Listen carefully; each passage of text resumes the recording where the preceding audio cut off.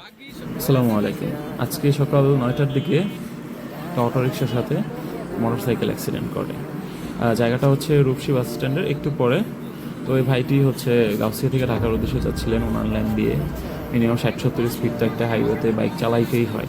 তো সেই জায়গায় হঠাৎ করে একটা অটোরিকশা এপাশ থেকে ওপাশে চলে আসছে। ভাইটা কন্ট্রোল করতে পারে না, আর এটা কোনো বাইকার পারবেও না। তো উনি অটোর সাথে অ্যাক্সিডেন্ট করে।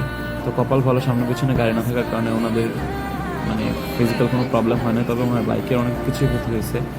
তবে আমার প্রশ্ন হচ্ছে, এই অটো রিক্সা থেকে হাইওয়ে থেকে আমরা কীভাবে বাইকাররা রক্ষা পাবো, কবে রক্ষা পাবো?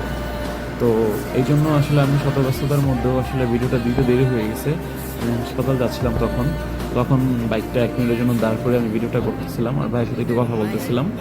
তো আরেকটা সবচেয়ে বড় বিষয়, এখন আপনারা জানেন যে ওদেরকে কেউ কিছু বলতে পারে না।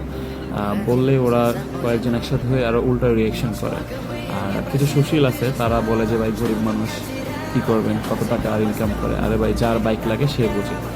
আর মানে ওনাদের নিজেদের মুখেই শোনেন, আসলে উনি ওই বাইক মানে অটোরিক্সাকে দাঁড় করাইছিল, তারপরে কয়েকজন মিলে ওনাকে থ্রেট করতেছিল উল্টা।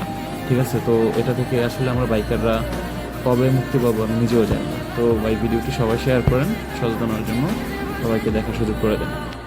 তো ওনারা আটকালেন না কেন? ভাই সব রিকশাওয়ালারা একসাথে হয়ে গেছে, আমরা একা। সবাই একসাথে হয়ে গেছে। দোষ দেখাইতেছে আমাদের। এই সামনে তো পুলিশ আসছিল, সামনে যাইতেন আপনি।